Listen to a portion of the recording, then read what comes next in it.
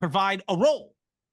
And what really we need to understand is some ads are going to be top of funnel, some ads are going to be bottom of funnel. Even when we target broad, which is just age, gender, location, we don't need custom audiences. We shouldn't really ever be excluding people. We definitely should never be using lookalikes or interest groups.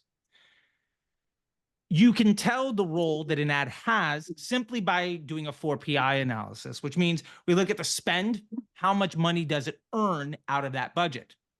We can look at the CPM. Is it higher or lower than average? We can look at the frequency, and the only frequency number that matters is frequency by day. If you look at the frequency over a week or over a month, that is not actionable information. And why that matters is because we can understand where it sits in the platform, and that will help us understand if it's doing its job well when we look at the fourth metric, which is efficiency or cost per result. Now, a bottom of funnel ad, let me rephrase this. You're likely to see this thing, and I hear it all the time. Facebook is dumb. My best ad never gets budget.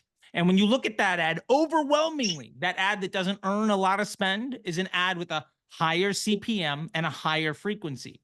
That higher daily frequency, if it's at a 1.3, 1.5, a 1.5 daily frequency means that 50% of people are seeing that ad twice every day. They're being retargeted with that ad on a consistent basis. The lower in the funnel that ad is, the higher the CPM will be, because you're showing that ad to fewer people more often. The smaller the audience, the greater the cost of showing that ad to someone. That also, because it's sitting lower in the funnel, should be more efficient. So the CPA should be lower. Now, why can't Facebook spend all of your money on the best ad? It's because it's a bottom of funnel ad. There's not more people for it to be shown to. And if Facebook decided to show it to more people and move it up the funnel, the efficiency wouldn't hold. So if you look at spend, CPM, frequency, and efficiency, you're going to understand what ads are top of funnel, what ads are mid, what ads are bottom of funnel. Generally speaking, anything with a frequency by day of less than a 0.1, 1.1, 1.15 is a top of funnel ad, meaning at most 10%, maybe 15% of people see that ad more than once per day. That ad's going to have a lower CPM, probably earn more budget, and be less efficient. We often see this as a bad ad, but as soon as you turn that bad ad off, all the results across your entire business go to shit, because you just basically cleared up the entire funnel, and now you're just spending all your money on people that have already been approached. So you're not growing the business. Ads that have a 1.15 to 1.2, 1.3, these can be thought of as mid-funnel ads. Generally speaking, the CPM will be a little bit higher, and the ad results will be a little bit more efficient. And then anything beyond a 1.3, 1.5 is basically what I would consider to be a bottom of funnel ad, a retargeting ad. This is an ad where over 50% of the people might be seeing this ad more than once per day. And because of that, it's going to be hyper efficient at getting credit for the sale. The attribution on that ad is going to be more efficient, so the CPA will be less. All we really care about is the overall blended output of that campaign on the business. Now, I know that's a very long-winded answer, but what I want to get to is some of those ads are going to be doing their job well. Some of them are going to be doing poorly. If, for instance, you have an ad that is a top of funnel ad by frequency and by spend, but the CPM is really high and the cost per result isn't good, that is a prospecting ad that isn't efficient at reaching new people. That ad is poor. You could be running your two tests alongside of that, specifically with other ads designed to be top of funnel, like full screen vertical videos, talking about, entertaining and grabbing attention, or UGC and testimonials, although those tend to be more mid-funnel than just entertaining edutainment style videos. So understand what's broken in your control ad set, and then work on fixing that by testing to improve it. Think of it as a chain is only as strong as its weakest link. The purpose of creative testing is to make the weakest link stronger. And ultimately, we have to understand that our number one objective is, can we spend more money? And if you could spend 5% more tomorrow, then you shouldn't be changing anything inside of your Facebook ad account, because Facebook sits at the top of content creation. Then we have search, then we have email, then we have the transaction, and that's conversion rate and AOV. After that, we have second purchase and LTV. So we have LTV, SPR, AOV and conversion rate, email, search, and Facebook. If the rest of the business is good enough to increase your budget, the worst thing you could do is change your ads. The other thing that we need to understand here, and why more campaigns is bad, is because if you can't point to the impact of the dollars being spent on the bottom line of your business, then you have no idea what your ads are doing. When I see some folks out there running 20 campaigns with cost caps through 15 different products, they fundamentally have no idea the impact of any ad on the bottom line. So then they resort to things like attribution. But you have no idea when somebody clicked on that ad and bought, if that's the product they actually bought. Like, you could click on an ad for red sneakers and end up coming out with, you know, a stack of trainers and some socks, but never actually buy the sneakers you clicked on. Yes. So then the other thing that we need to keep in mind with all of this is that a simpler campaign, a simpler account, means that you have a closer relationship, or you have a greater ability to take actionable insight to what's working, what isn't. And there's a direct inverse relationship. The more complicated your ad account, you might be able to make Facebook slightly more effective. You might get an extra 5 or 10% margin on each transaction, according to Facebook attribution. But it makes it exponentially more difficult to understand how to increase your investment at getting those customers. And more importantly, understanding what type of customers coming into your store so that you can improve LTV. So you could have a scaling campaign and a testing campaign. But remember, that testing campaign ultimately is just there to see what ads you want to test by bringing it into your scaling campaign. If you're spending $1,000 a day, or $500 a day, or $50,000 a day, and you test, why are you declaring an ad in your testing campaign a winner or a loser? Oh, it was super efficient at getting 5 sales or 10 sales. Or so if that's the case, do you think that's going to work when you're spending 10 times as much budget and it has to compete with other ads that are already proven winners? Odds are no. You have no idea how it's going to respond when you take something out of high school and you throw it out into the real world. Also, we could look at other metrics like hook rate. Does that have any impact on performance? Not at all. You could look at things like, well, click-through rate. Well, click-through rate is a complete nonsense metric when it comes to Facebook ads because it's impressions and clicks. Well, would you rather have 10 clicks from 1,000 impressions and 1 sale, or 15 clicks from 2,000 impressions and 2 sales? Well, the CTR on the ad that makes you less money is better. The point is, the more complicated your account is, the less able you are to understand how any ad functions in your business, the less you're able to understand how that ad positively or negatively impacts your bottom line, your customer journey. And ultimately, the less actionable the insight is from anything that you're looking at in the ad account. And ultimately, the purpose of Facebook ads is to amplify your existing business model. And if you cannot point to, I spent money here and it had this impact on my business, then you don't know what's going on with your Facebook ads. And that's a pretty bad way of spending a ton of money every single day. So that's a very long-winded answer. But I hope that gives you a more complete answer, or a complete answer to the question that you may have had. Yeah, that's fascinating. It's a different way than I've thought about it before, and so that it's super helpful because I think it really paints that picture of, well, what's the goal of all of this, and like, here's how you should be thinking about it from first principles. I don't see any other questions in there, so if I could do one follow-up on what you were just saying. Do one follow-up. Yeah, and by the way, if Yeah. anybody has a question, go ahead, drop them in the chat, and we'll just address them as they come. And we'll also get back to that other doc too, to buy some more time. But yeah, Rob, how can I help with your other question? Oh, one other thing, actually, I wanted to say real quick before we get going on this.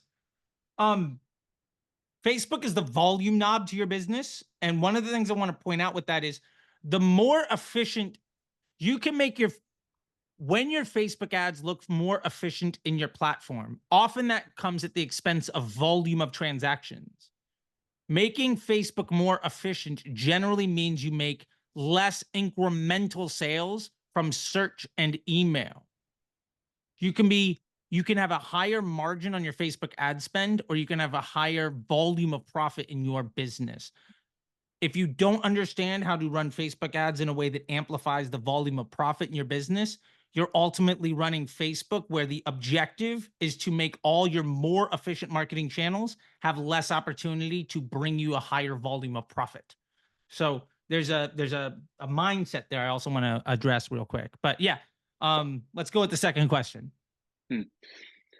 Okay, so let's say I had two new ideas for creative that I wanted to introduce and test. And so one of them, let's say it's a static image ad, and I have a couple different angles that I want to test on there. And with each of those angles, maybe there's a couple different pieces of copy, types of copy that are on there. That's the static image ad. And then for the video ad, separate creative, maybe there's like a couple different ways that I shot it. There's a couple different hooks or something, and I want to test, okay, which of those ads is best. I'm struggling a little bit. And again, maybe I'm just thinking fundamentally wrong about how I'm meant to be testing creative, but I'm struggling to figure out, okay, well, how would I upload like 10 of these new ads into my one campaign with all the different variations and sort of understand the results of the test, quote unquote, that Facebook is doing behind the scenes. Maybe that's not the way to upload new creatives then. Yeah, no, that's a great question. So the first thing is, yeah, and I get this all the time. Folks are like, well, I've got 10 new ads I want to test. Okay. What problem does that ad solve? Or let me ask you a different question. When you're running a creative test, what is the question you're trying to answer? That's the first place to get started. Remember, we were talking about a 4PI analysis. What am I trying to answer? Now, your question might be, which one of these ads, or does this concept of an ad help me improve the ads that sit at the top of the funnel? That's a question that has value. If it's which one of these ads gets me the best result, that is an answer that is not scalable, meaning that it's only going to work in isolation, and odds are that those results won't really scale. So if you have 10 ads you want to try, the first thing I would ask you is, what problem do you have? Now, you might say, actually, I'll start with this. Can you spend 5% more budget? And if you say, I actually am okay with increasing my overall marketing budget on Facebook by 5%, awesome. Don't test new ads. The purpose of testing ads is to try to solve a problem. If you've already solved the problem, stop investing in trying to solve it more. Like everybody always says, it's in the last place I looked. Well, hopefully you didn't keep looking after you found something, right? But a lot of people continue to invest in testing ads when they've already solved the problem of, am I profitable? Can I spend more? So that's the first place. Second is, if you've got 10 different ads, I would ask, what's the problem I'm trying to solve, right? Like, do I need top of funnel ads? Am I trying to make my top of funnel efforts? Do I want to reduce my CPM? Am I too top of funnel? My frequency is at like a 1.01 and my CPM is like 8, but I'm not making any sales. Maybe I need to bring those ads further down in the funnel. Maybe the question you're trying to solve is, how do I get ads to have a higher frequency? Because all of my ads, now that I'm looking at it, have basically the same CPM, basically the same frequency, and I'm not efficient enough. Well, the answer to that question is probably going to be square images that talk specifically about features and benefits that only appeal to people that are already market and brand aware. So out of the 10 ads that you have, maybe that's 6 of them. Well, if that's 6 of them and you can coordinate those into 2 ads that we can set up as some 3-2-2 dynamic creatives, or flex ads, which is 3 creatives, 2 primary text, 2 headline, and I can run those 2 against each other, as a test against the one proven asset that I have, or to improve the blend that I'm already have going, my existing portfolio, now I've got a very well organized test. Now, if you've got 20 pieces of creative and you have no idea where to get started, put them in emails, put them up on social. One of the easiest ways of understanding what video might work as an ad is, how does it work on your Instagram feed? How does it work on TikTok? Maybe it gets no views. Maybe it gets 200 views and 37 comments. Great. That ad will probably sit mid funnel. It's not great at getting attention, but people that know what they're looking at, they engage with it a lot. You can start to look at things like that. If you have static images, test them on your landing pages, see what gets people to be more interested. Test them in emails. Like, you could send an email with a 3-way split test or a 10-way split test where the image in the email changes and which one has a higher click-through rate. That's going to help you understand what's going to work. You could use them in display. But my point to all of that is that I'm generally trying to evaluate my creative before I run them as ads, because running Facebook ads is the least efficient marketing channel you probably have, and probably one of the most expensive. If you go to Facebook to try to see if your idea is any good, you're going to spend a lot of money because most of your ideas aren't good. 80-90% of your ideas are losers. And why that really matters is because every bad ad makes all of your other ads more expensive, because Facebook sees that bad user experience as a liability to their business model.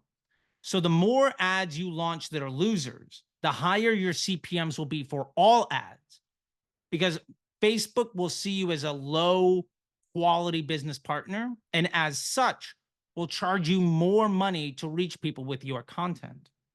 So ultimately, to get to a more pointed answer, if I've got a lot of ideas that I want to test, I want to do a very honest assessment with myself to understand which one of these actually addresses the problem that I actually have. Which one of these can help me answer a question that has value to my business?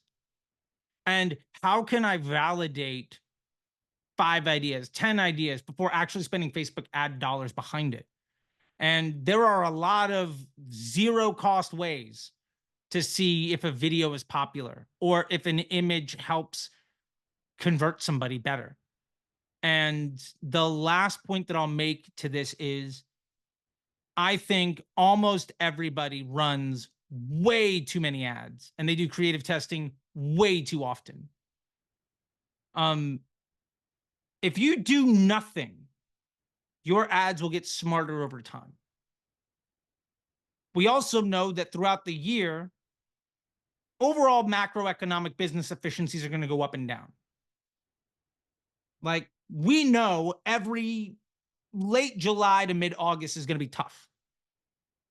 So don't be shocked when cost caps fail and Facebook ad costs go through the roof. You should have planned for that 3 months before, a year before. We also know Black Friday is going to be great and everybody's going to buy basically everything. So let's plan for that accordingly as well. And what I want to say to that is, if your response to, if you see performance become less stable or less predictable, if the response is to, let me launch a bunch of ads and see if that can fix the problem, is basically to say something worked. Now the way people behave has changed a bit slightly and costs have gone up. So what I'm going to do is, instead of going after the people who how I know they behave, and instead maybe changing the way I try to monetize that attention, what I'm going to do instead is go and try to grab a whole bunch of different people. And I have no idea how they behave. I have no idea how my landing page works. And instead of continuing to let my ads get smarter, I'm going to now divest into spending a lot of money on a whole bunch of things that are completely unpredictable. The idea of doing mass creative testing to solve performance issues is basically, can I fix an efficiency problem by massively ramping up instability in a way that makes every decision that happens after Facebook far less effective and more difficult?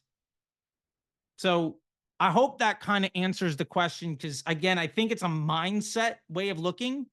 And unfortunately, a lot of the quote unquote thought leaders in the Facebook ad space have gotten into ad creation as a business model space,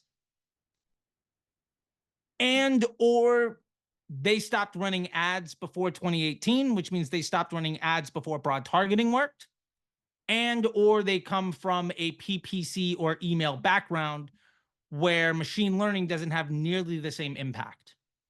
So I will end it with this. I have a brand accelerator program where brands come to me and hire my team to help them scale. And we have a couple of options. Not here to be a sales pitch for that, but my point is, we had a jewelry business that was an Etsy store, and between April and the beginning of August, we tripled their daily ad budget and got them to an 8-figure runway. And in that time, we launched 3 new ads. All we did was actually reduce the number of variables and improve what happened after the click. That's where you need to be thinking. A good business model will scale an ad account because your business has more money. Think of your ad budget as a percentage of your profits that you're willing to invest in amplifying the opportunity that your business model has.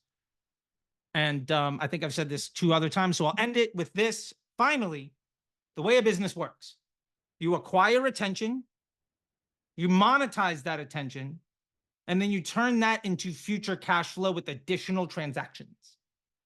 If you stop at step number 2, you'll look at 30 or 40% growth every year as a win. If you move to step number 3, you're going to be looking at anything less than 2x as a loss. And no business ever exited because you're great at getting a customer to buy once. No one ever got a deal on Shark Tank because of a ROAS. Cash flow is everything. And Facebook is both an amazing volume knob, but also the single most disruptive force in the rest of your sales funnel. So we all have a lot of ideas. And it's really unfortunate when creative directors have been hired to save businesses, and my advice to them is stop launching new ads. But there's a lot of other places you can apply that knowledge and thinking: on landing pages, customer journeys, and organic social media, that will dramatically improve your CPMs and inform the machine of who wants to see your content. So again, maybe not hitting it head on, but hopefully giving you actionable bit of answers there, Rob. No, that was really, really awesome. Thank you. You're welcome. I'm glad to be of help. And I don't know if you saw this thing, but I'll drop the link again. Again, this is just literally a link to the back end of like a server on that I have of just of your results by month that you can expect. We got to Q1 and then just all the questions piled up. So we might not be able to get to Q2, Q3, Q4, but go ahead and take that. I'll eventually probably charge some money for it, or give me your email address or some lead magnet nonsense. Who knows? But I haven't taken the time to do that yet because I've been just shooting YouTube content. So let me just help the rest of you guys. Thank you, Rob. I really appreciate it. And we're going to go from Rob to Robert. So thanks, Rob. And hello, Robert. How can I help? Hey, what's up? Yeah, I was just curious whether you've had any experience running ads for a new product line, whether you're kind of just drumming up pre-orders, if there was any learning lessons from that that I could garner from instead of making those mistakes on my own for the first time. Yeah, no, I deal with a lot of brands that do this. One of the brands in so Disruptor School has Disruptor Agency, and Disruptor Agency has a brand accelerator program. One of the brands we have in the Disruptor Accelerator program is a clothing business that does drops all the time and does pre-orders on everything. That's a core of their business. They're actually a Shark Tank brand. It's funny, every brand I work with on Shark Tank, like 90% of them are Barbara Corcoran brands. I don't know why, but those people tend to find me. Who knows? Anyway, First off, I would ask myself, do I need ads to sell the pre-orders? If I have existing customers, can I queue up? Can I sell out of my pre-order on email alone and social? So social media and email. If the answer is yes, then I shouldn't be running ads. And instead, I should continue to be running ads to acquire the type of customer that is willing to buy via social and email when I have my next drop. Social media, paid ads, e-commerce is lead generation. You are buying customers who are going to pay you a second time. Or you're a salesperson who will die. Think of it as a hunter versus a farmer. Hunters, alpha male, really strong, can go out and do everything, but if you break a leg or it snows, or if you have a bad week, you're dead. Very out of shape farmer with like a couple of dogs to keep the deer away and some water can feed 10,000 people. People lived in caves until they learned how to farm. Then we built empires.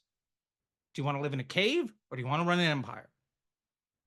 You are buying customers that will pay you again, or you are wasting your time. So if I can sell through my pre-order, two things. One, mazel tov. Second, charge more. Price elasticity. It's funny, I did this video last week on Instagram, and then like 2 days ago, I saw Hermosi do the exact same fucking video, citing the exact same model. I thought it was really funny. Not saying that Hermosi's watching me, it's just timing. We randomly both pulled this like See's candy trick from Warren Buffett at like the random, who the fuck knows why, but we both pulled the same thing. See's candy every single year for 50 years has raised prices. Every single year that has resulted in a higher volume of transactions. Price elasticity is really important. If you're selling through, I immediately want you to grab a tool like IntelliGems. That's the tool I like the most. I don't have anything with them. I might have them come into my school and do some classes on this stuff, but I just really like the tool because it's simple. It does what you ask it to do, right? I might do IntelliGems and charge 10% of people, 20% more. If my revenue per session goes up, then I'm not charging enough. Now, let's say emails and social don't sell through. Okay. Then we have the question of, if we do need to actually potentially run ads, before we make that choice, I want to ask, what is the runway on my inventory? I didn't sell it all through pre-order. Okay. If I have the stock, if I have it in stock for 30 days and I sell out, I still don't need to run ads. I was just having a conversation with somebody, one of the Facebook ads MBA program, disruptive school training stuff. The MBA program, a student, she's got a great business around, she like puts together packs that Etsy people buy to make products for other folks. And one of her big things right now is Christmas ornaments. So she's selling the makings of a Christmas ornament to somebody else to then make Christmas ornaments and then sell on Etsy. That's her business. She's doing great. She sold out of her next inventory order of 1,000 pieces at $12.99. She sold out before the order was, before the PO was made. So what I said is your next move is charge 14 and test that against 17. She's already through a quarter. Her sell rate dropped by about 5%, 10%, but her revenue per sale is up 25. She's still going to sell out. Our ads are acquiring the type of customer that's going to buy this thing over and over again. So again, I have to understand, if, oh, we didn't sell out on pre-orders. Okay. So you're going to have to actually just let people come to your store and buy? Is that a problem? Then we're ultimately getting down to way down the road, should I actually run ads to this thing? And I'd argue, well, like, have you made it part of an upsell? Have you made it part of a bundle? The reason I'm asking these questions, because ultimately, if you run ads to this, You're going to train the machine to say that some other action is successful. So let's say, for instance, you're selling this cup. All right. My wife has taken a Cricut and put my golden doodle on this cup, Dr. Barkelstein's prescription. Apparently, I'm supposed to have 3 of these a day. Now, let's say you're also in the business of selling some of these cups. If I'm selling this cup and I'm going to drop this one, if this doesn't sell out on pre-order and doesn't sell out with other things, and I try to make it a purchase, if I start to run ads for this, I'm going to start to attract customers that want to buy this plastic one-time single-use cup. Is that the customer that has bought this metal cup and come back to buy from me multiple times? The answer is no. Do I want to train the machine to start saying that somebody that's interested in buying this, who I wasn't targeting before, is of equal value to this person? The answer is no. So my point is, understanding the purpose of Facebook ads is to amplify how your business works. Now, if you do drops all the time, I was mentioning that clothing business. When she did drops, she would do like 5 to 7 products in a drop, right? It was a, I don't know, they have inventory issues of their own, right? But that's the way they work. They do small inventory, a theme drop, and they do drops on a regular basis. That's their business. Cool. They got a deal on Shark Tank, mazel tov to them. What we do is run catalog ads. Each catalog, we have catalog ads where what is in the catalog is defined by a custom label inside the catalog feed. You have 5 custom labels that you can assign anything to. That way we don't have to actually change the catalog, because you're not able to edit a catalog when you launch a catalog ad. Basically, it's set to whatever your parameters are. But you can say, this catalog includes everything where custom label 1 equals true. Okay. Custom label 1 equals true is everything that was dropped that's about to be dead stock. Now I have a catalog that's everything that was on a drop 3 months ago. In her case, it was every winter thing, because summer's about to hit. All the winter, that's a catalog. As long as we can sell that for break even, fuck it. We made our money back. Let's go on to the next thing. So you can have product drop, normal inventory, and then we got to sell through. Now, if your product drop doesn't need any help, you don't need to run that catalog. Or you run that catalog exclusively optimizing towards new customer acquisition, in which case now you're just trying to acquire new people with that new drop and then see how it works through. There's a lot of that stuff because new customers are probably less likely to buy via email and social media because you don't have their email address. Right? So like there's a business function. Going back to that question before about one campaign per business objective, the business objective there might be customer acquisition with product drops. Okay. We've made a business decision and that's how we're going to execute it. Right? So ultimately, remember this. Facebook's machine learning algorithm, right? The more products you advertise, the less effective Facebook is at selling any one individual product. And the more difficult it will be for you on search and social, email, and CRO to know who's coming to your store and how to convert them. So LTV becomes exponentially more difficult the more you focus on making Facebook CPA better by selling a lot of different things. You can be a general store where nobody ever buys twice, or you can be a brand that gets to 8 figures in an exit. Very rarely are those two the same thing. And the people that can make that work have more money than God and already beat you. You cannot beat Jeff Bezos on price. You've already lost that game. So that's how I would kind of look towards it. And one of the reasons why I find that, you know, I get into a lot of ad accounts. I do account audits for folks, you know, for hire. If anybody wants them, again, not trying to sell things, just, you know, I do a lot of account audits, and, you know, there's a big movement of cost caps for everything with a good contribution margin. And I see these people constantly. And the number one thing that they all say is we're more and more dependent on first order profitability. And my response is, okay, but what product gets you to have somebody buy more than once? Well, they're saying our repeat purchase rate continues to go down. The market's just changing. Economics are tougher. My response is, instead of focusing on buying the best customer, you sold on trying to sell anything at a profit.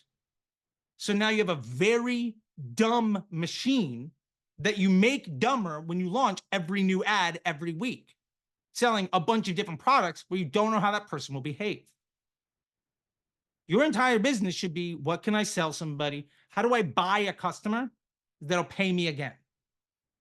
E-commerce is lead generation. Or you're a salesperson waiting to fail. You're a hunter who's desperately trying to not break a leg, and hopefully you can get fat enough before winter to not die. Or a farmer, 4 kernels of corn in the ground, I got 3 pounds of fruit in 90 days. One of those is a growth plan. The other is survival. Survival is not sustainable because costs will go up. And you'll look like a fucking genius in January in Q4, and you'll complain that everything's broken and the machine's out to get you every February and summer. And so people say, well, my business is seasonal. No, your marketing plan is just seasonal. Your business model sucks. That's not everyone, but maybe 75% of the people that I hear say my business is seasonal. Obviously, if you're fucking Christmas trees, your business is seasonal. Like, I get it, but just what it's worth. So again, very long-winded answer, but now we're getting a lot more questions, so I might not be able to answer everybody else in as long-winded, but I'll try to be managing my time as much as I can to try to provide as much value as I can. But does that help? Yeah, definitely. Yeah. Awesome. And also learned a bunch of other things too that I wasn't even thinking about. So cool. Appreciate That's it. what I try to do. That's what I try to do between YouTube and Disruptor School, Inner Circle, and the MBA. The more and more of this stuff I can get out there, because the number one ethos that I think separates me from a lot of other folks as a growth marketer versus a performance marketer. Like, I regularly build brands of 7, 8, 9 figures. I've been a part of multiple exits, 5 exits in the last 6 years, right? Like, I'm literally having a conversation at 1:30 to exit a business today, a brand today. Like, people are still buying businesses for what it's worth. Like, nobody's taking an exit. And I'll come back to the point. 5 years ago, there'd be 5 people at the door at the bank to sell their business, and 4 of them would sell. Today, there's 1,000 people at the door, and 5 of them will sell. More businesses are exiting, but it's a much smaller percentage of the overall pie because Shopify made it incredibly easy for anybody to spin something up, and Facebook ads are incredibly easy to get people to get attention, and TikTok made it really easy to get somebody to get a sale. So you have a ton of people with no business acumen ultimately trying to be salespeople instead of build businesses.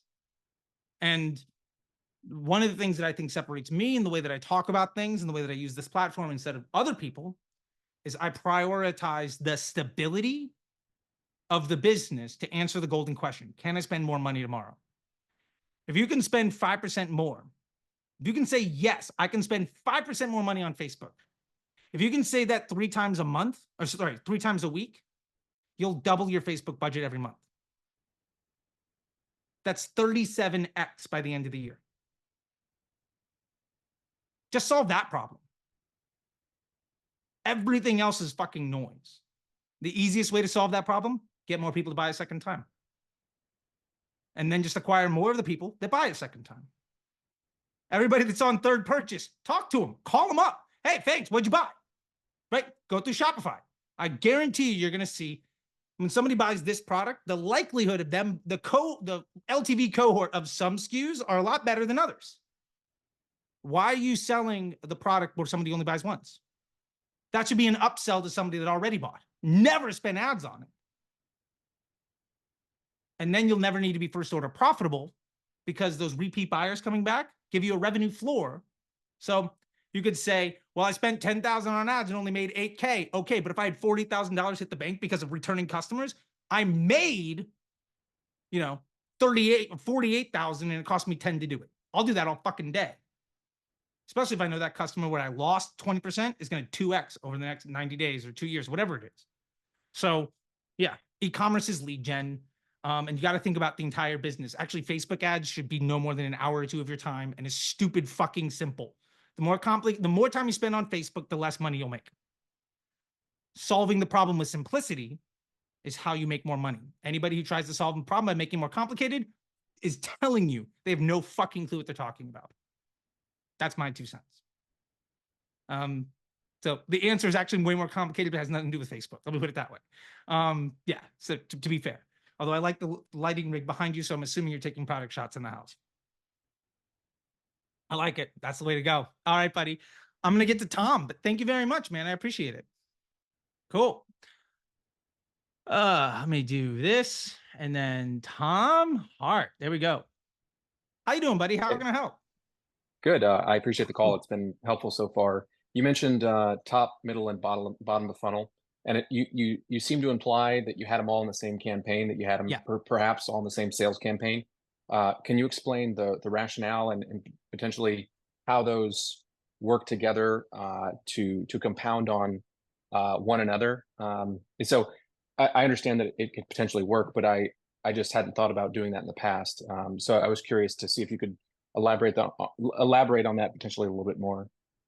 Yeah. Two things here. Usually I say three, and because I have two in mind, and I come up with the third one by the time I'm done. But I'm going to keep it to two. Number one, your content does the targeting. Now, I've been saying this for 5 years, and now everybody's saying creative. It's like, yes. Your ad is only going to be shown to the people that want to see it. It is in Facebook's business model, in their best interest, to not show people content they don't want to see. So people will often say, oh, broad lack of targeting means my ads are going to be seen by everybody. That's wrong. Lack of targeting means you're letting Facebook show your content to anybody who wants to see it. You're not paying extra to remove people from seeing your content. For instance, a 1% lookalike is a 99% exclusion of your total addressable market. You're paying extra to exclude 99% of potential buyers. Now, it's going to be more efficient. If you look at it, CPM is up, frequency is up. Those ads are just retargeting people. They're not growing the funnel. They're just more effective at being mid-funnel ads. So, yes, these ads are in the same ad set. They're in the same campaign. Every ad has a role. And you're going to be able to tell that role by looking at the 4 PI analysis: spend, frequency, CPM, and efficiency. And you're going to see how they change over time also. Sometimes you get a new prospecting ad, and all of a sudden your old prospecting ads, well, the CPM goes up, the frequency goes up, they get more efficient, they spend a little bit less. It's a living organism, right? It is a machine learning algorithm. The dog is learning to poop outside, right? Like, I used to have a boss, we scaled a couple of businesses together, and he used to always call it a slow learning dog. And he's like, all you're doing is trying to like just have a conversation with the dog, right? So point number one, content does the targeting. Point number two, you have no control. So your job as a manager is to hire a team and train them to not need you. Or you have a bad business. I mean, whatever your business is. Now, it's called the business manager. It's the ads manager. You have no ability to control the billions of auctions that are occurring every millisecond. You could say, well, I want to target this audience with this thing and this audience with that thing. One of the things I hear people say all the time is like, I got retargeting ads and I got top of funnel ads and I've used my exclusions and all this stuff. Let's walk down the road real quick of what a retargeting ad is.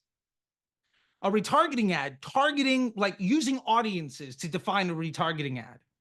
It's basically saying, I'm going to invest heavily in trying to convince somebody that already told me to fuck off that they should give me their money.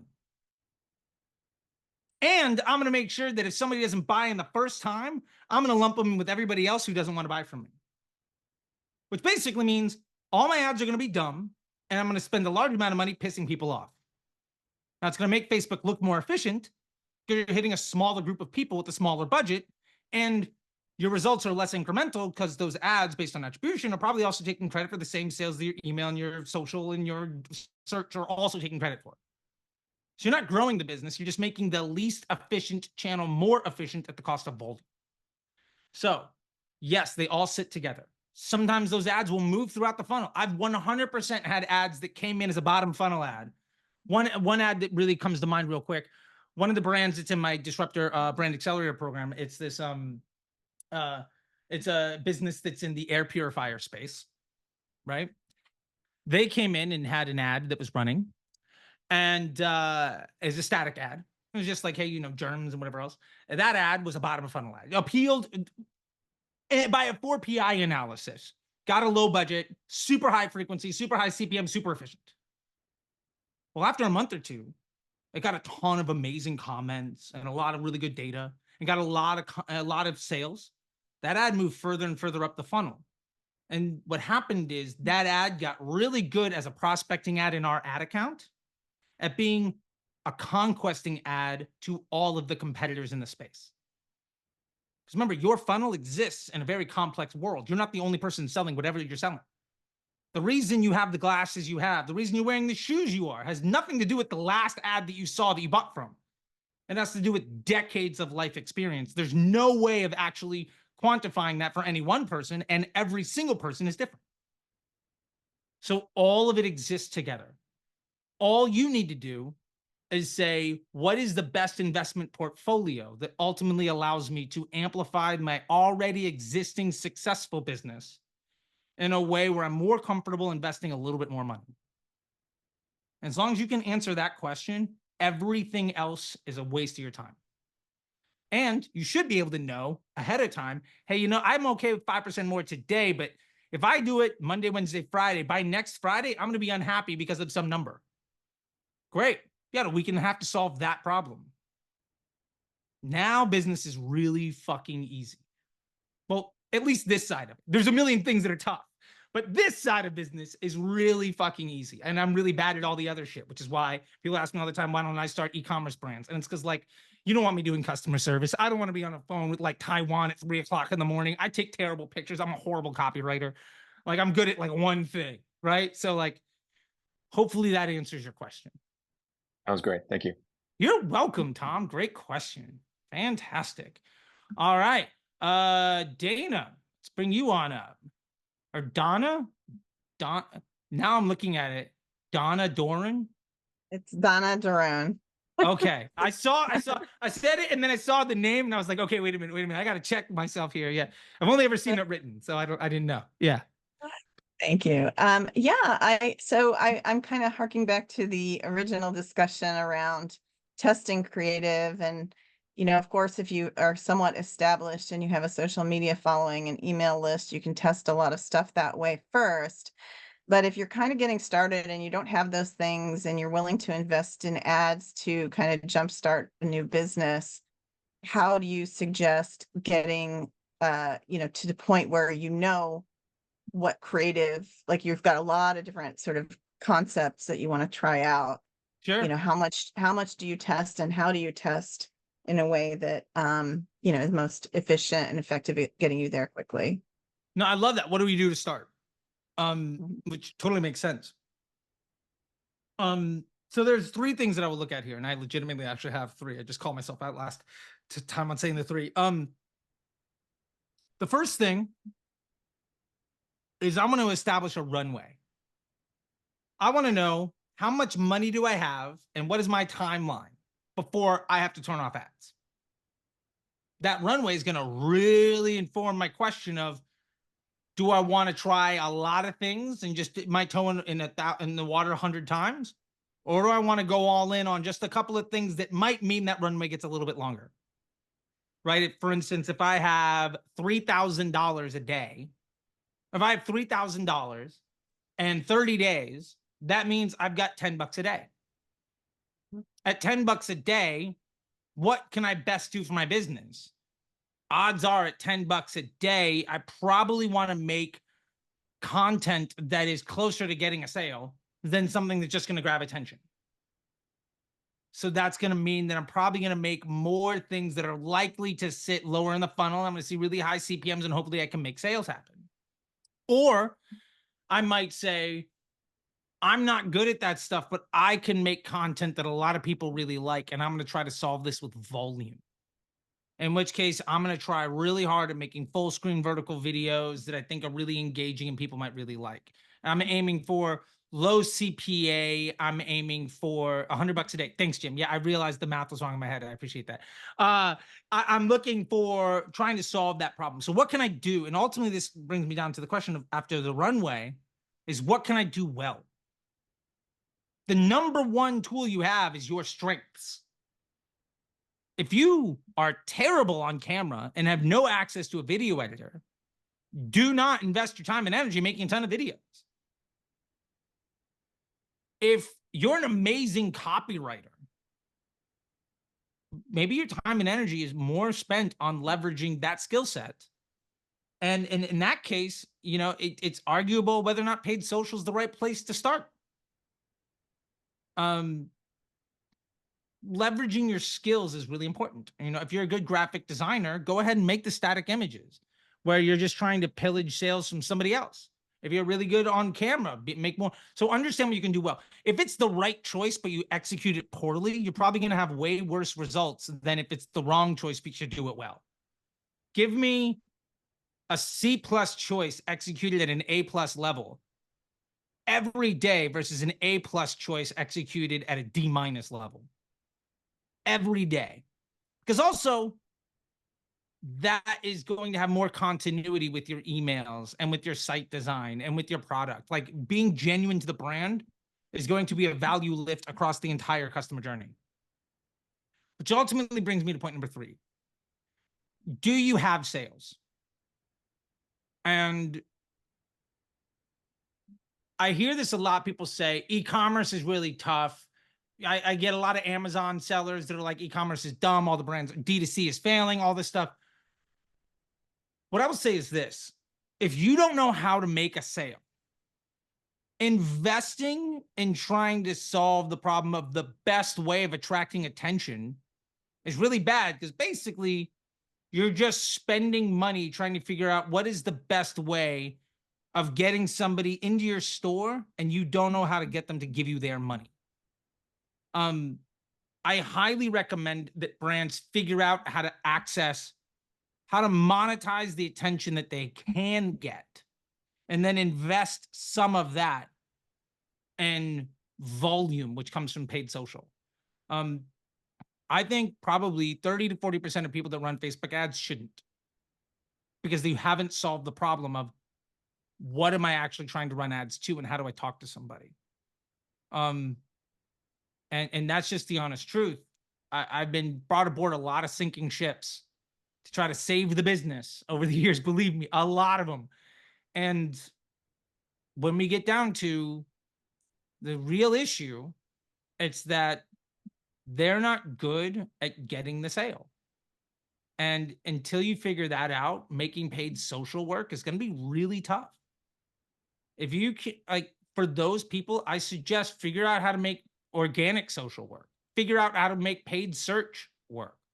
Figure out how to make affiliates work. Figure out how to get a stranger to give you money. Do more of it until you can invest putting dollars behind amplifying that solution that you've discovered and developed. Otherwise, your odds of success are pretty low. And that's why step number 1 is figure out your runway, because that's going to really help you understand what your timeline is and what your adverseness to risk might be. You know, if you've got 10K and you've got 30 days and you need to make this thing work or fail, hey, you might have to go all in on something. You don't have the long runway. If it's, I'm going to try to make this thing work and I'm going to stick it through, and if I make $10 today or $100 this week, that's okay, because I've got something else going on. And if in 6 months or 9 months, I can make me 500 or 1,000 a day and actually start paying myself for this thing. If you're in it for the long haul, do all the steps the right way, in the slow, consistent, high confidence way of solving the problem. But that's where the runway is essential. And I don't see anybody talking about it. And I think a lot of brands that I talk to don't have that figured out. And so they're trying to solve. Marketing won't solve that problem. That is I need to know my customer and my market and be able to separate somebody from their bank account until you solve that problem. All you're going to invest in is failing faster.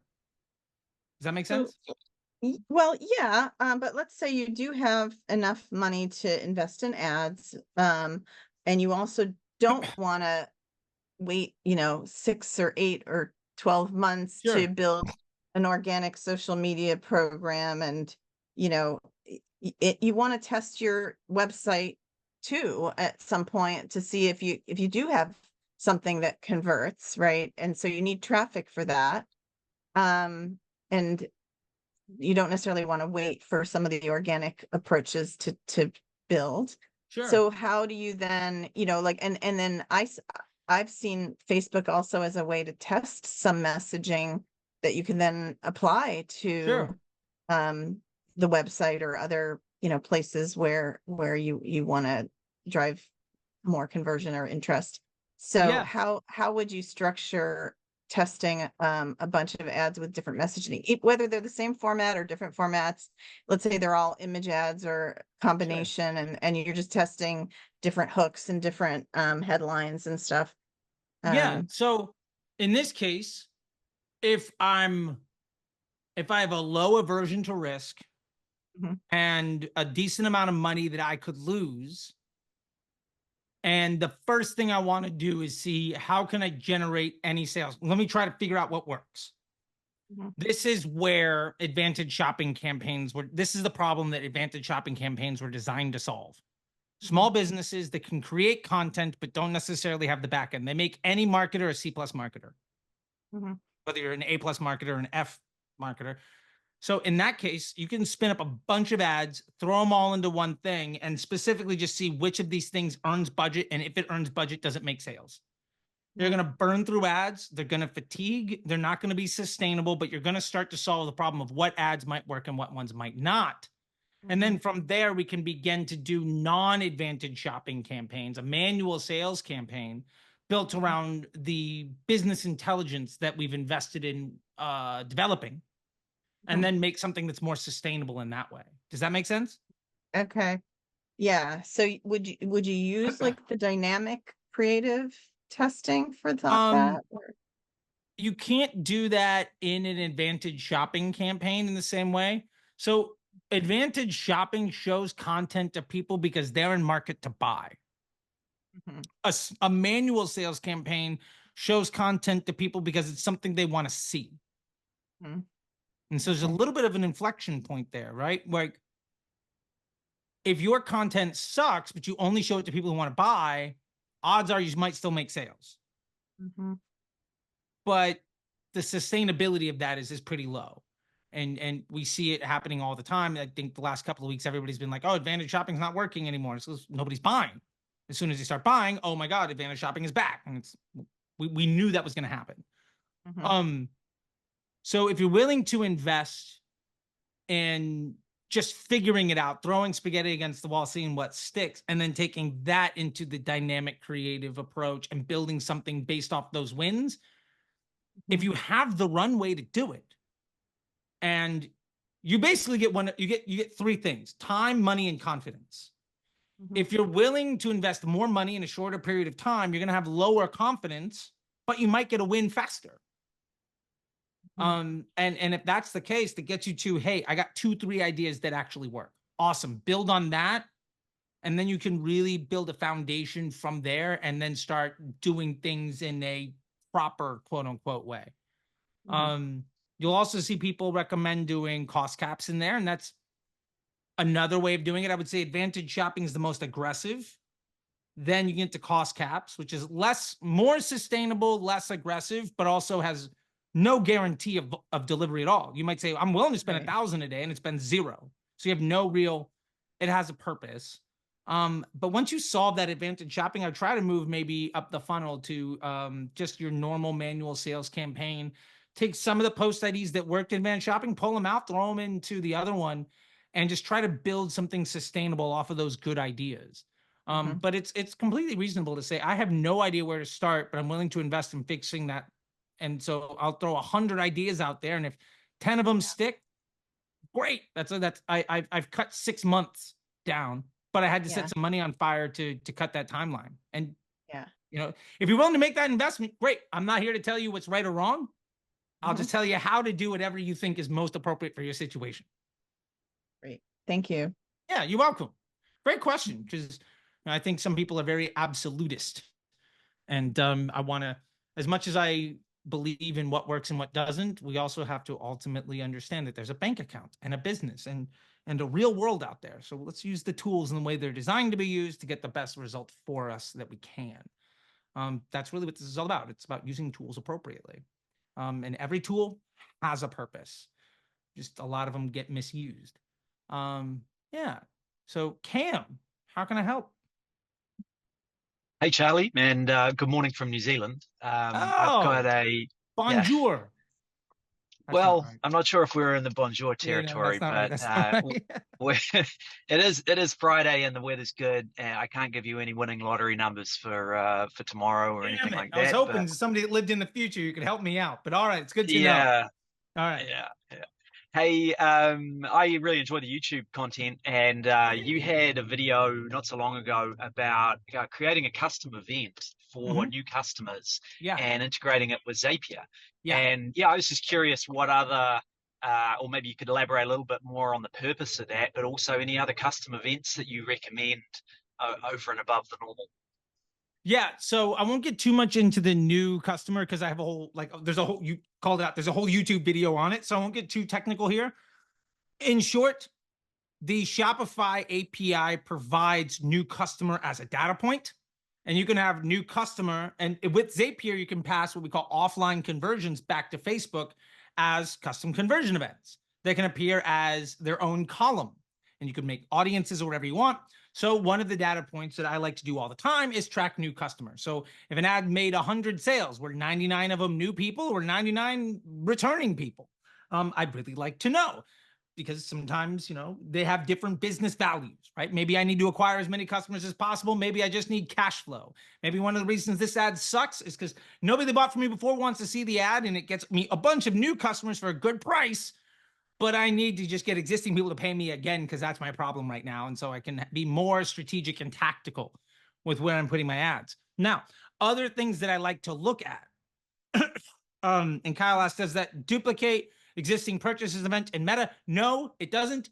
It is not an additional transaction. It's basically saying my Facebook dashboard might say 100 purchases, and then new customer dashboard says 1 or 99. So it's not 101 sales or 199. It's a way of segmenting that data or putting it into a folder, if you want to look at it that way. Now, there are other value points that I'll get to. I'll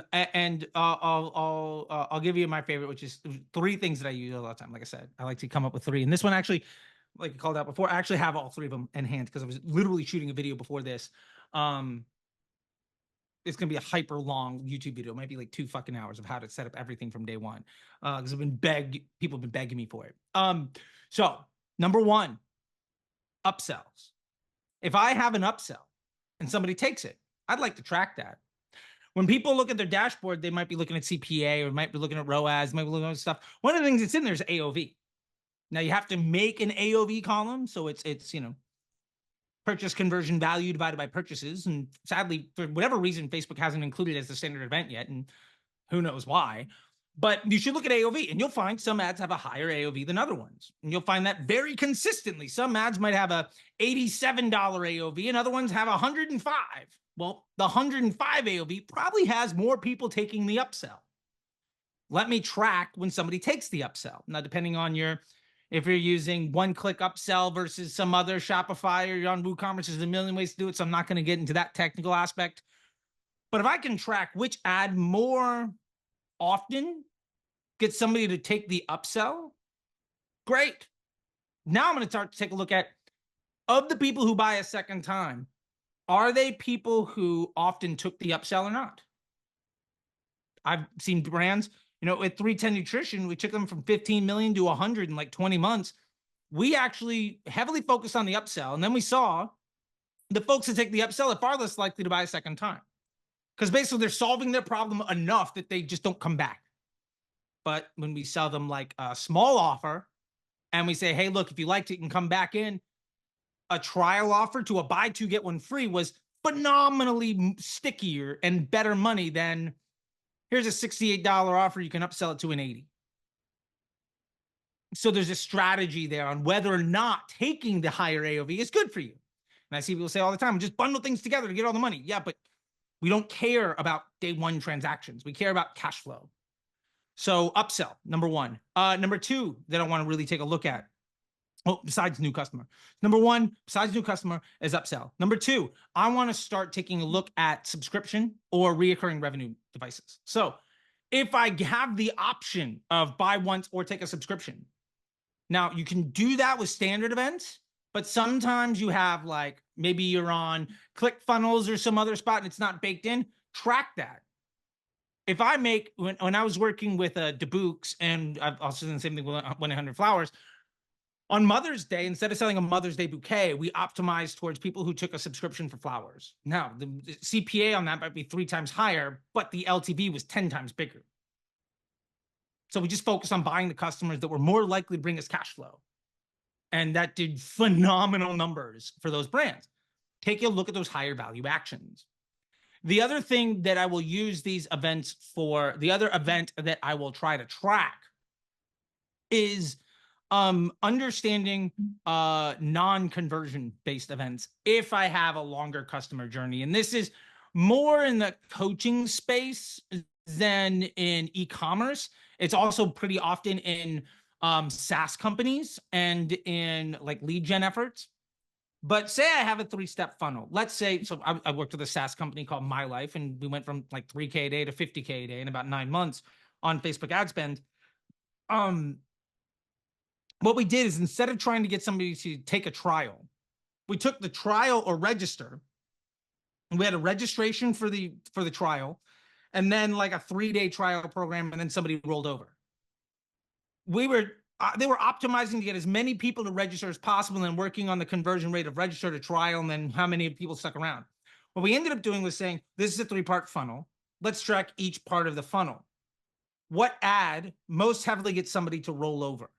What ad most heavily gets somebody to go from registration to sign up? If you can understand that there are multiple parts. I also did this with another guy.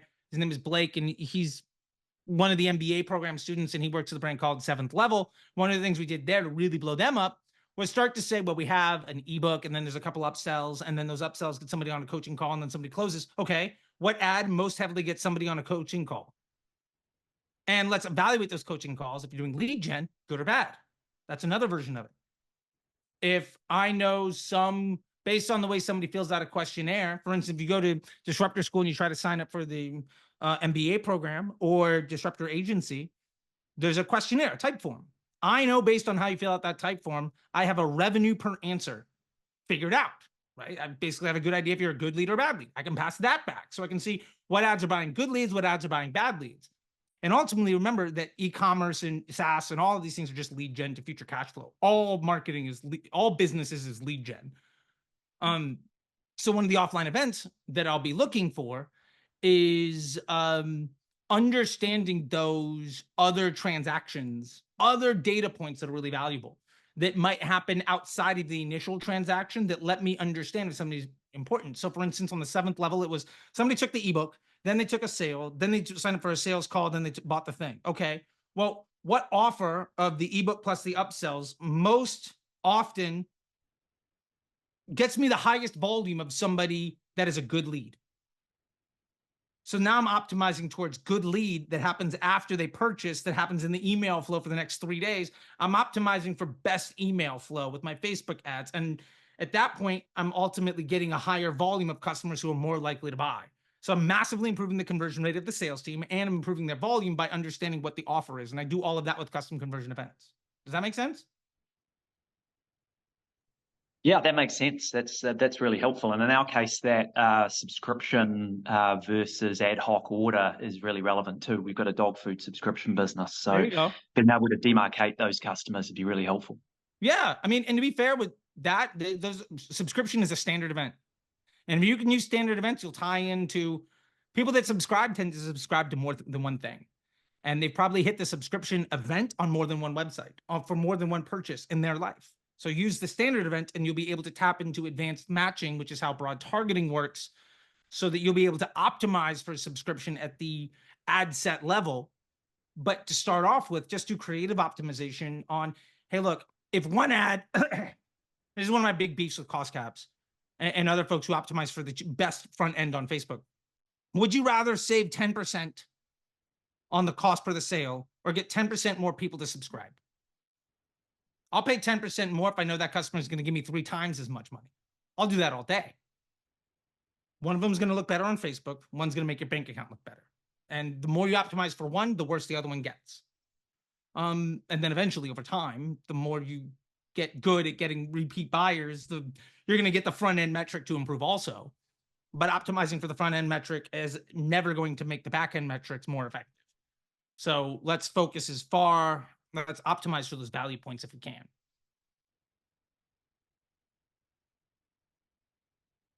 But yeah, I think is that it? Sounds good. That's really helpful. I really appreciate it. Yeah, no problem. I think we had one other question, but I think this person is gone. So I actually have to have that call to do an exit right now with a MBA program student. Came into the program, took their car seat cover business to an 8-figure run rate, and now we're going to take them to an investment banker and get them out of there. This will be fun. This will be the third one we've done in the last 12 months, which makes me really happy. Everybody says e-commerce is broken, and we're just helping businesses get banks to write big fat checks. Makes me happy. Anyway, that being said, Shin, I got to get going. Thank you, everybody here. I dropped a link in here somewhere. Shin, we can also work on some sort of landing page or something to give these to people. I'm not trying to do big like lead gen stuff, but if you find value in what I'm talking about today, thank you. You can check stuff out at disruptorschool.com if you want to. If you're spending over $2,000 a day and struggling to scale past that, I think the MBA is perfect for you. If you're between like $100 and $1,000, the Disruptor School Inner Circle is great for you. And if you're below that, I got a Begin to Win bundle. It's like $7. 7 rolls over to 50.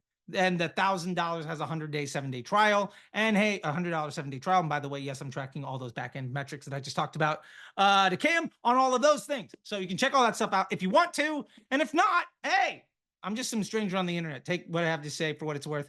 And maybe I'll see you guys next time. I really appreciate it. And thank you. That being said, I got to go. Feel free to message me about any things we talked about today.